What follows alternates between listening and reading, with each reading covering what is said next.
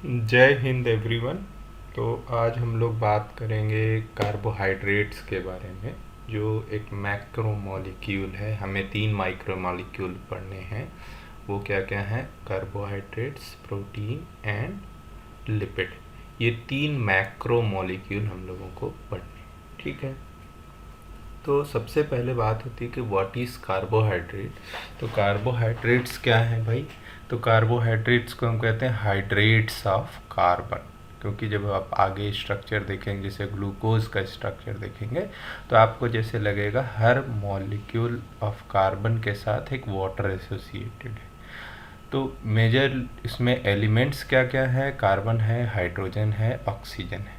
लेकिन अब बात आती है कि क्या ये डेफिनेशन पूरी तरह से ठीक है, और इसको हम लोग कैसे रिप्रेजेंट करेंगे? क्या कोई जनरल फार्मूला है इसका? तो कार्बोहाइड्रेट्स की ये जो डेफिनेशन है ये लिमिटेड है, तो हमको एक डेफिनेशन देनी होगी पहले कि व्हाट इज़ कार्बोहाइड्रेट्स। तो कार्बोहाइड्रेट्स जो होते हैं वो होते हैं पॉलीहाइड्रोक्सी एल्डिहाइड या कीटोन होते हैं। क्या होते हैं भाई? पॉलीहाइड्रोक्सी। अब ध्यान से यहाँ दीजिए, यहाँ पे खूब सारे उसमें क्या होंगे? OH ग्रुप होंगे, और उसके साथ साथ एल्डिहाइड होगा या कीटोन होगा, ठीक है। दोनों एक साथ नहीं होंगे। तो ऐसे सब्सटेंसेस को तो हम कार्बोहाइड्रेट कहेंगे। लेकिन ऐसे भी सब्सटेंस जो हाइड्रोलिसिस के बाद इनको बनाते हैं, उन्हें भी हम कार्बोहाइड्रेट्स कहेंगे। तो अगर हम कहें जनरल फार्मूला, तो जनरल फार्मूला देखिए CnH2n, ये है ON, ठीक है। तो आपने बहुत पहले पढ़ा होगा ग्लूकोज का जो स्ट्रक्चरल फार्मूला है C6H12O6। ये आप बहुत बेसिक क्लासेस से पढ़ते आ रहे हैं। तो इसको अगर इसमें फिट करते हैं तो CNN की जगह हमने 6 रख दिया, 2N मतलब 12 होना चाहिए, और यहाँ पे 6 होना चाहिए। तो ये फार्मूला उसके साथ फिट बैठ जाता है। लेकिन बहुत सारे ऐसे कार्बोहाइड्रेट्स हैं जिसके साथ ये फार्मूला फिट नहीं बैठता है। लेकिन अगर एग्ज़ाम में कहीं आपसे पूछा जाता है कि जनरल फार्मूला क्या होगा, तो वो यही होगा। आगे चलते हैं। तो अब देखते हैं कि कार्बोहाइड्रेट्स के इस डिफिनीशन को हम स्ट्रक्चर से कैसे कोरिलेट कर सकते हैं, ठीक है।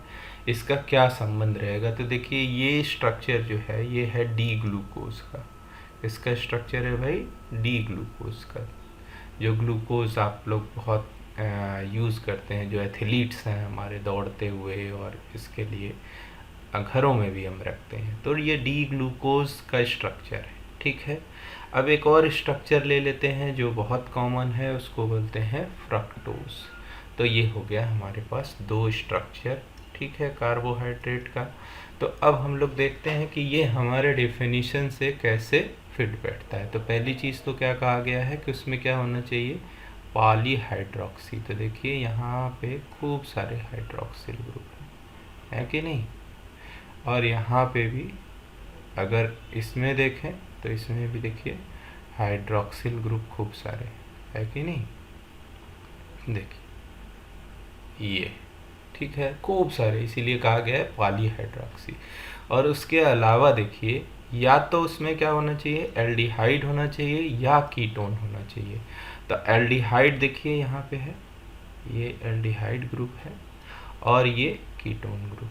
दोनों एक ही मॉलिक्यूल में नहीं है, दोनों अलग अलग मॉलिक्यूल में है, ये इम्पोर्टेंट है। तो ये हमारा डेफिनेशन तो सेट हो गया भाई, जो हमने कहा है वही हमारे कार्बोहाइड्रेट में मिल भी रहा है।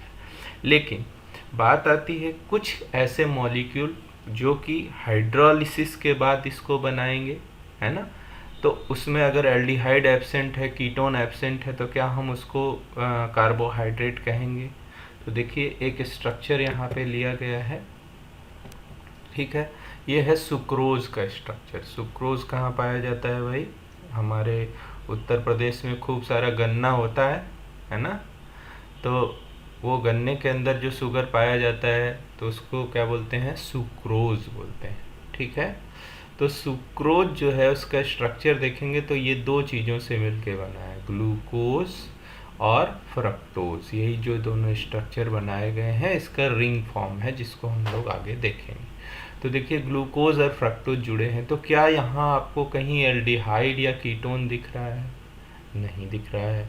तो क्या हम इसको कार्बोहाइड्रेट कहेंगे? नहीं, ऐसा नहीं कहेंगे भाई, नहीं कहेंगे। देखिए इसकी अगर आप हाइड्रोलिसिस करेंगे तो again you will get D fructose and D glucose, इसीलिए डेफिनेशन में जोड़ा गया कि the substance that produce them on hydrolysis. Hydrolysis के बाद जो सब्सटेंस इनको प्रोड्यूस करेंगे, मतलब जिनके पास पॉलीहाइड्रोक्सी एल्डिहाइड होगा और कीटोन होगा, उनको हम लोग क्या कहेंगे? कार्बोहाइड्रेट्स कहेंगे। इसी तरह से आप स्टार्च का एग्जाम्पल ले सकते हैं और बहुत सारे हैं, ठीक है। तो आइए अब देखते हैं कि जो है हमारा जो कार्बोहाइड्रेट है वो कितने तरह का होता है। तो यहाँ पे देखिए कार्बोहाइड्रेट जो होते हैं वो तीन तरह के होते हैं। एक को बोलते हैं मोनोसैकेराइड, एक को बोलते हैं ओलिगो, और एक को बोलते हैं पॉलीसैकेराइड्स। अब यहाँ एक नया शब्द आया, सैकेराइड। सैकेराइड का मतलब क्या होता है भाई? सैकेराइड्स का मतलब होता है शुगर। सैकेराइड्स का क्या मतलब है? शुगर। और शुगर किसको कहेंगे? ऐसे मोनोसैकेराइड्स या ऐसे कार्बोहाइड्रेट जो क्या हो? वाटर सॉल्युबल हो और उनका टेस्ट कैसा हो? स्वीट हो, है ना। ऐसे को हम क्या कहते हैं? सैकेराइड्स कहते हैं। क्या कहते हैं भाई? सैकेराइड्स कहते हैं। अब वो एक मोनोसैकेराइड है। एक मोनोसैकेराइड से क्या समझते हैं भाई? एक मोनोसैकेराइड का मतलब है कि single unit of polyhydroxy aldehyde or ketone, ठीक है ना। तो अब देखिए जैसे ये डी फ्रक्टोज का स्ट्रक्चर यहाँ दिखाया गया है, तो इसमें देखिए इस पूरे यूनिट में एक ही कीटोन ग्रुप है कि नहीं? एक ही कीटोन ग्रुप है, और इस पूरे में एक ही एल्डिहाइड ग्रुप है, ठीक है। पॉलीहाइड्रोक्सी तो दोनों है और दोनों ही कार्बोहाइड्रेट है। इस एक स्ट्रक्चर को जिसमें कम से कम एक जो है मतलब एक होना ही चाहिए, उसको बोलते हैं एल्डिहाइड और कीटोन फंक्शनल ग्रुप होना चाहिए, उसको हम बोलते हैं मोनोसैकेराइड। अब मोनोसैकेराइड भाई कार्बन की संख्या पे भी उसके नाम आते हैं। जैसे अगर मिनिमम 3 कार्बन से शुरू होता है तो 3 कार्बन का रहेगा तो हम उसको ट्रायोज कहेंगे, और ध्यान रखना है ओज लगा रहेगा, इसका मतलब है शुगर से, ठीक है। 4 रहेगा तो उसको टेट्रोज कहेंगे, है ना। 5 रहेगा तो उसको पेंटोज कहेंगे, और पेंटोज को ही हम क्या कहते हैं? राइबोज भी कहते हैं। इसीलिए देखिए डीएनए में क्या है? डीऑक्सीराइबोज है ना। या आरएनए का नाम जो आप जो है बहुत प्राइमरी क्लासेस से पढ़ते आ रहे हैं, राइबोज न्यूक्लियो, है ना, ऐसे पढ़ते हैं ना, राइबो न्यूक्लिक एसिड, और डीएनए को डीऑक्सीराइबो। तो मतलब दोनों में कौन सा शुगर है? 5 कार्बन का शुगर है, जिसका कॉमन नेम क्या है? राइबोज, ठीक है। उसी तरह से 6 कार्बन में आ जाइए, तो 6 कार्बन में आपके पास देखिए क्या है? हेक्सोज कहेंगे, हेक्सोज, है ना। और उसी तरह से 7 का रहेगा तो हेप्टोज। तो जनरली जो लिविंग सिस्टम है उसमें जो है यही मोनोसैकेराइड्स प्रेजेंट होते हैं, लेकिन कभी कभी इसमें और भी फंक्शनल ग्रुप ऐड हो जाते हैं, उसको हम लोग आगे देखेंगे, ठीक है। दूसरा है हमारे पास ओलिगोसैकेराइड। अगर देखिए एक से ज़्यादा मोनोसैकेराइड यूनिट्स इन्वॉल्व हैं, कितना भाई? एक से ज़्यादा, 2 हो सकती है, तो 2 होगा तो उसको हम डाइसैकेराइड बोलेंगे। 2 होगा, 2 से लेके 10 से कम, उनको हम लोग कहते हैं ओलिगोसैकेराइड। तो इसमें जो हमें पढ़ना है वो है डाइसैकेराइड्स, ज़्यादातर हम लोगों को डाइसैकेराइड्स पढ़ना है। उसी तरह से अब आ जाइए पॉलीसैकेराइड्स। तो पॉलीसैकेराइड्स में बहुत सारी यूनिट्स होती हैं, है ना। पॉलीसैकेराइड्स में बहुत सारी जो है मोनोसैकेराइड यूनिट्स आपस में जुड़ी होती हैं, ठीक है। अच्छा, यहाँ पे एक चीज़ बहुत इम्पोर्टेंट है कि जो ये मोनोसेकेराइड्स यूनिट्स आपस में जुड़ती हैं तो वो किस बॉन्ड से जुड़ेंगी भाई? वो कौन सा बॉन्ड होगा? तो वो होगा हमारा ग्लाइकोसिडिक बॉन्ड। कौन सा बॉन्ड होगा? ग्लाइकोसिडिक बॉन्ड, है ना। देखिए जैसे यहाँ पे दिखाया गया है, this bond is glycosidic bond, है ना। तो जब भी एक या उससे ज़्यादा मोनोसेकेराइड्स जुड़ेंगे तो किससे जुड़ेंगे? ग्लाइकोसिडिक बॉन्ड से, ठीक है। और पूछा भी जाता है ग्लाइकोसाइडिक बॉन्ड प्रेजेंट इन, तो आपको अब याद रहे, ठीक है।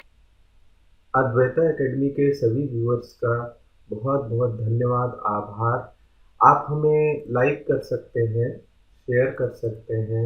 यदि आपको ये चैनल पसंद आया है तो आप इसे सब्सक्राइब कर सकते हैं, और बहुत महत्वपूर्ण है कि आप बेल आइकन दबाना ना भूलें, जिससे कि आप हमारे अगले वीडियो का अपडेट प्राप्त कर सकें। और सबसे इम्पोर्टेंट है कि आप जो है, आपको अगर इन वीडियोस में कहीं भी कोई प्रश्न लगता है या आपको ऐसा लगता है कि छूट गया है तो आप कमेंट सेक्शन में ज़रूर बताएं।